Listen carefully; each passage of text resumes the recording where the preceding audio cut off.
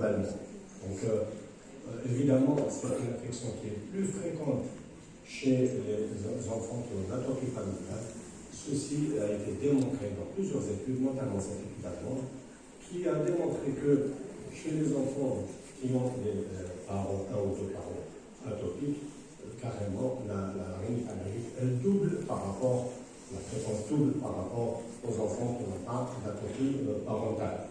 Et les symptômes débutent dans la plupart des cas, dans la majorité des cas, débutent dans les premières années, donc chez les adultes. En témoin, cette étude qui a été faite en Tasmanie, c'est des enfants qui ont été suivis depuis l'âge de 7 ans et ils ont été suivis jusqu'à l'âge de 44 ans. Qu'est-ce qu'ils ont remarqué? À l'âge de 7 ans, il y avait 13% de cette cohorte de 8500 enfants qui étaient atteints de rhinite allergique, attestés sur la clinique, sur la immunologie. Ces enfants-là ont été suivis jusqu'à l'âge de 40 ans. Et dans 44 ans, ces enfants qui sont devenus adultes, 73% d'entre eux continuaient à présenter une rhinite allergique. Ça veut dire que chez les adultes, très souvent, les symptômes de la rhinite allergique commencent dans le jeune âge. Alors, il faut croire que l'adolescent souffre plus que l'adulte, plus que le jeune enfant, des symptômes de la rhinite. Tous les symptômes de la rhinite allergique, ils souffrent de quoi? Ils souffrent de problèmes de sommeil. Des problèmes de sommeil, c'est des enfants qui dorment mal, qui dorment peu, qui font des cauchemars, qui font des insomnies, qui peuvent même aller jusqu'à l'apnée du sommeil. Cette pathologie retentit aussi sur la scolarité, sur l'absentéisme scolaire, sur la productivité, sur la concentration, sur l'apprentissage et par là même sur les résultats scolaires. Et la rhinite allergique a un impact aussi sur le côté psycho-affectif. C'est des enfants qui présentent très souvent des phobies, des anxiétés, une dépression, parfois des accès de panique, et aussi ils peuvent avoir des anomalies bucco-dentaires, telles que les caries dentaires, les gingivites, et aussi une malformation d'endoscopie. Vous voyez que c'est une pathologie aussi qui impacte beaucoup sur la qualité de la vie de l'enfant. Comment on fait le diagnostic? C'est simple. On fait sur la clinique, dans la clinique sur l'interrogatoire. Et bien sûr, si on veut confirmer que c'est un rhinite allergique et les deux types allergiques, bien sûr, il y a le substratum, on va dire, immunologique, surtout par les tests cutanés, et parfois on a recours aux tests sanguins biologiques. Alors, l'interrogatoire constitue l'étape principale du diagnostic. Elle est très importante. Il faut prendre du temps avec le patient pour faire l'interrogatoire. Qu'est-ce qu'on va rechercher? On va rechercher les signes cardinaux. Quels sont les signes cardinaux? C'est les éternuements, c'est l'obstruction nasale, c'est la rhinorrhée et c'est le prurite nasal. Vous allez me dire que c'est des signes qui sont communs à toutes les rhinites. Effectivement, mais dans la rhinite allergique, les signes cliniques ont des spécificités.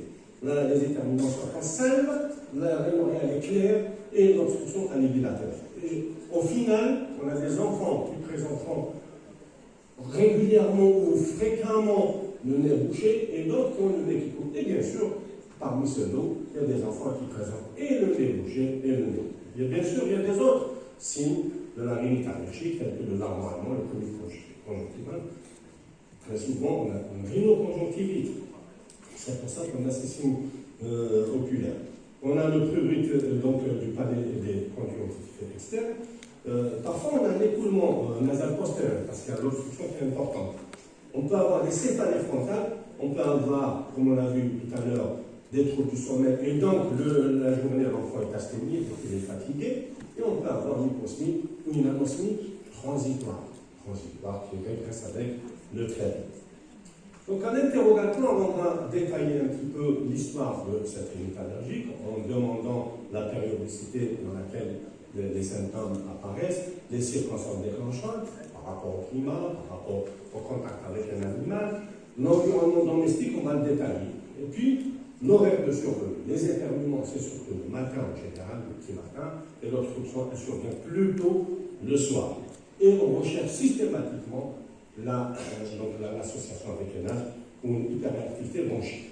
Donc, au terme de cet interrogatoire, on peut faire la classification, on peut classer cette sévérité, la sévérité de la rhinite allergique, et aussi si elle est, on va dire, intermittente ou persistante. Là, on parle de rhinite allergique intermittente si les symptômes apparaissent au maximum 4 jours par semaine, ou bien au maximum 4 semaines par an, et on parle de rhinite persistante, c'est des symptômes qui apparaissent plus de 4 jours par semaine et plus de 4 semaines par an. La rhinite, elle peut être légère ou modérée à sévère. Elle est sévère si elle impacte sur la scolarité, sur le sommeil, sur l'activité régulière, sur la qualité de vie. On parle de rhinite plutôt sévère que modérée à sévère. L'examen clinique va la pyramide nasale, et parfois on a un pli nasal horizontal caractéristique. C'est dû au frottement répété du nez qu'on appelle le salut de l'allergie. On va rechercher un deuxième pli palpebral inférieur, c'est le signe de demi-marron qui est commun pas uniquement à la rhinite allergique, mais qui est commun à toute personne allergique.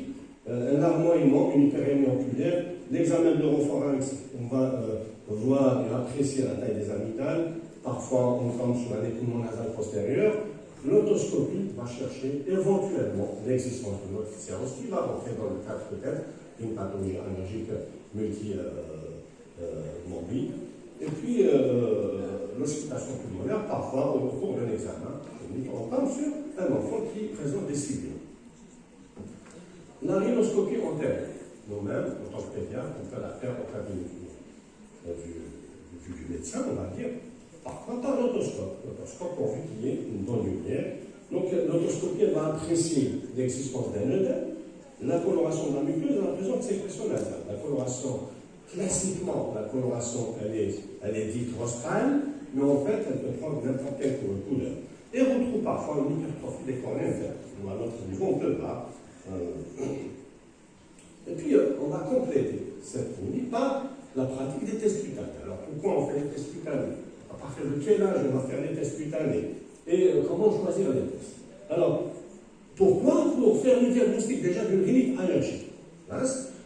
Pour ensuite faire des l'éviction d'allergènes identifiés. Et éventuellement, si on décide de faire une immunothérapie vaccinale, on a une idée sur quoi les sensibiliser. À partir de quel âge? Les tests cutanés se font chez l'enfant à partir de l'âge de 15 jours. La preuve est donnée par les allergies aux protéines de laitage.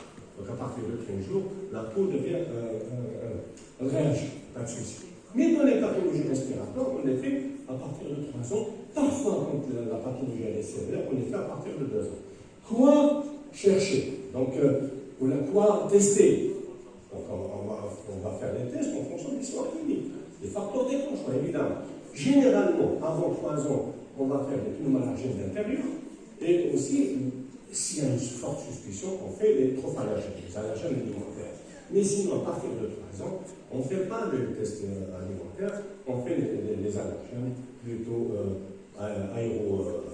les pneumoallergènes, on va dire, d'intérieur et d'extérieur, parce qu'à partir de 3 ans, l'enfant va à la crèche, va à l'école, et ainsi de suite. Donc, le dosage, parfois, on a recours au dosage des GE spécifiques.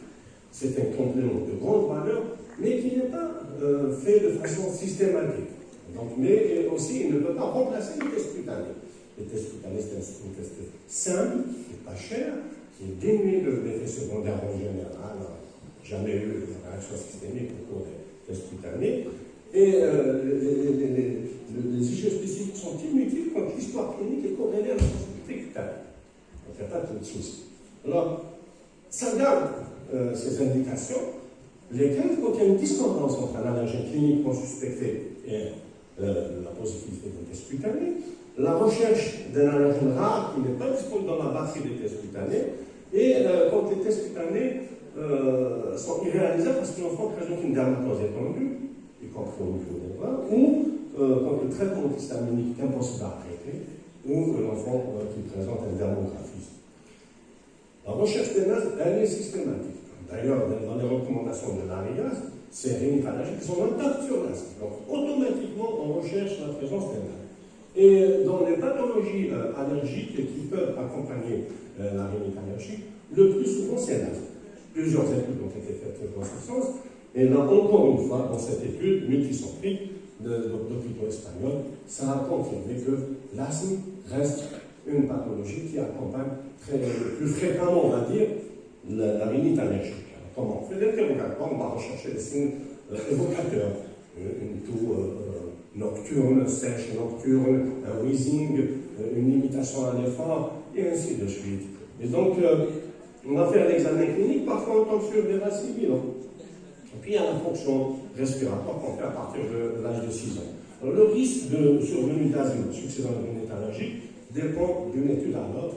Il est de 10 à 40%.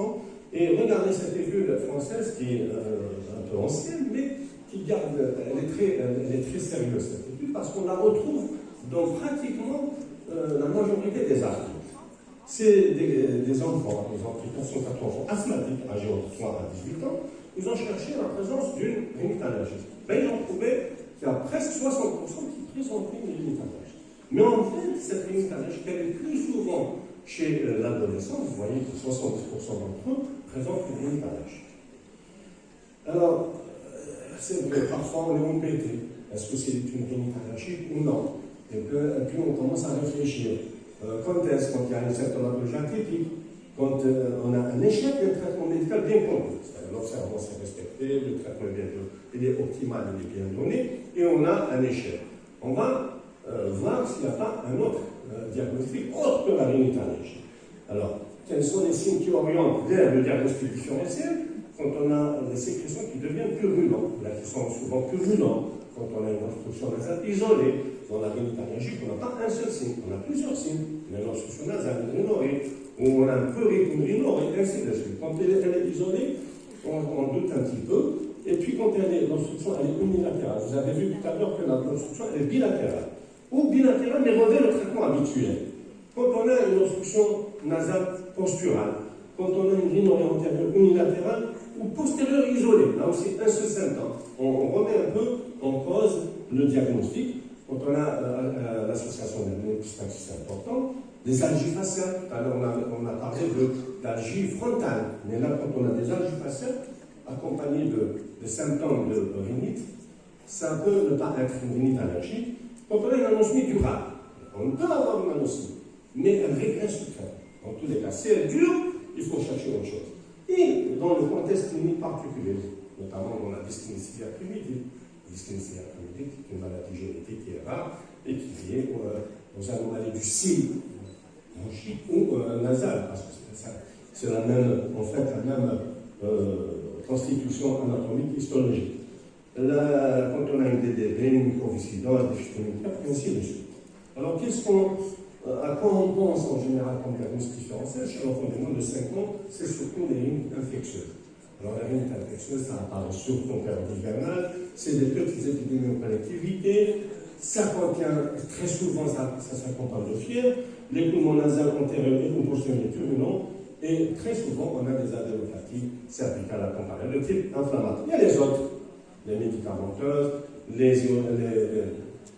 rhinites eosinophiles chez l'adolescente, la déviation cloisonasale, qui peut donner aussi des symptômes d'obstruction nasale, la trisicronale unilatérale, congénitale.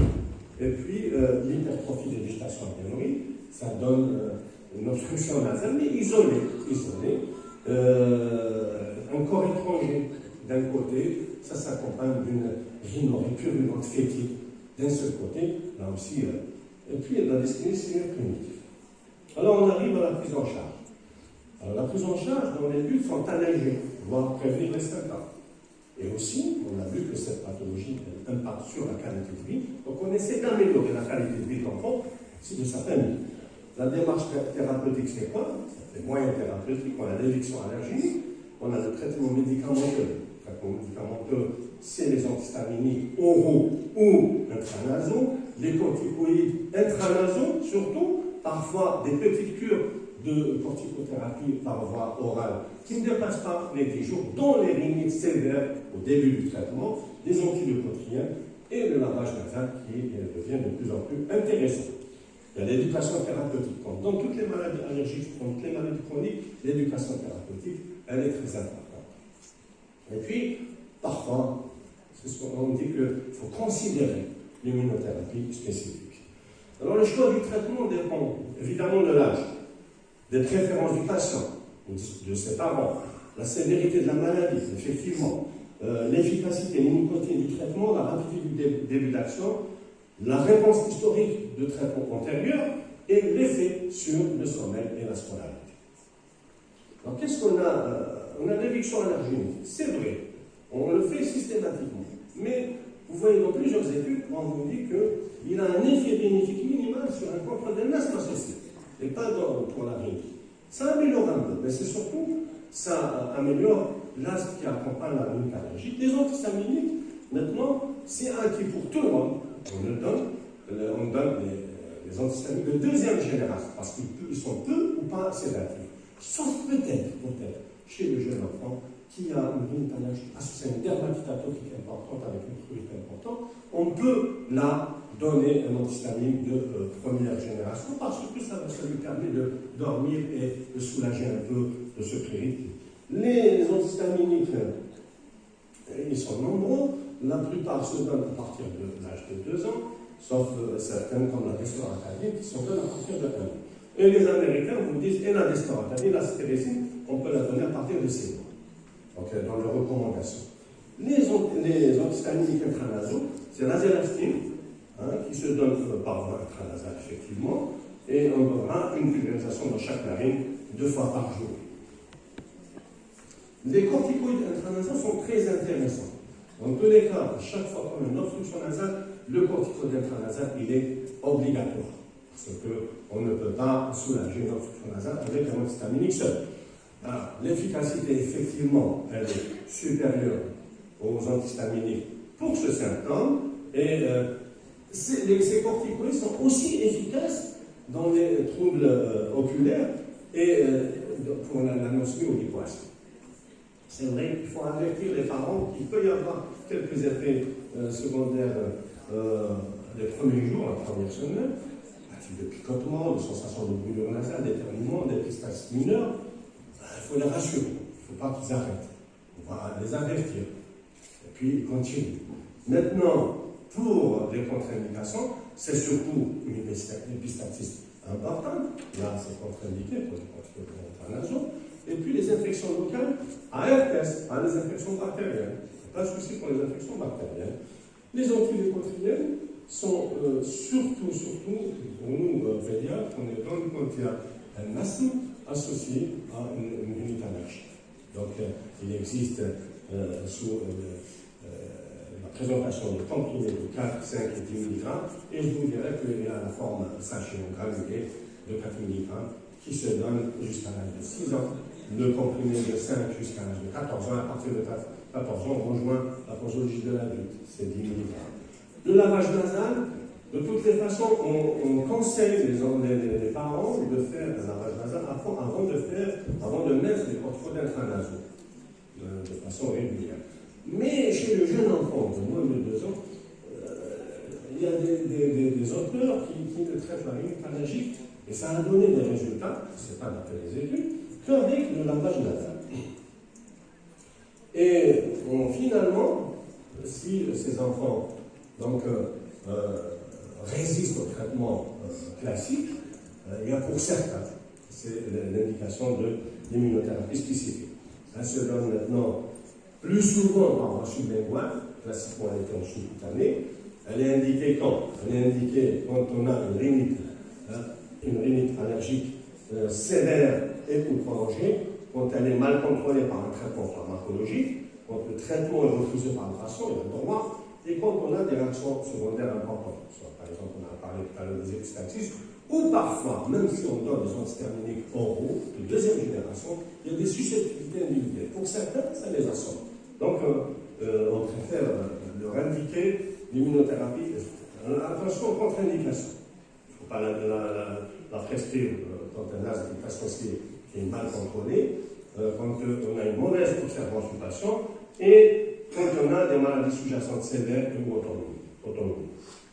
Alors, quand on commence, par mois, l'efficacité, elle se juge à 6 mois, à 1 an. Si ça ne marche pas, il faut l'arrêter. Mais si ça marche, il faut continuer 3 à 5 ans, sinon ce n'est pas la peine. Alors, les indications sont allégées ces dernières années et beaucoup d'auteurs commencent à appliquer cette application sur mobile, donc un masque qui existe dans 23 pays. Elle est traduite en 17 langues Et donc, elle est basée sur une échelle visuelle analogique. Donc, pour nous, pédiatres, on la prescrit chez les enfants d'âge scolaire et chez les adolescents. C'est un peu difficile pour le nourrisson. Alors, comment on fait pour, si l'échelle visuelle, le score de l'échelle visuelle est moins de 5, le traitement de première intention, c'est les antihistaminiques oraux ou intranasaux, ou bien on a donné le choix au médecin de donner des corticoïdes intranasaux ou l'association corticoïdes intranasaux. Si le score de l'échelle visuelle est supérieur ou égal à 5, dans la limite intermittente, c'est le traitement, le même traitement de première intention au choix. Sinon, si elle est persistante, c'est les corticoïdes intranasaux, ou bien associés à la saline. Et puis on réévalue de façon journalière jusqu'à J3. Si le score baisse moins de 5, si on a toujours des symptômes, on continue le traitement. S'il n'y a plus de symptômes, on régresse un peu, on diminue les traitements. Et puis si le score de l'échelle est supérieur à 5, on augmente les traitements, on associe. Et à la fin, s'il reste toujours à J7, s'il reste toujours l'enfant symptomatique, on considère l'immunothérapie spécifique. Je vous remercie de votre attention. Merci, professeur. Sans trop tarder, je pense que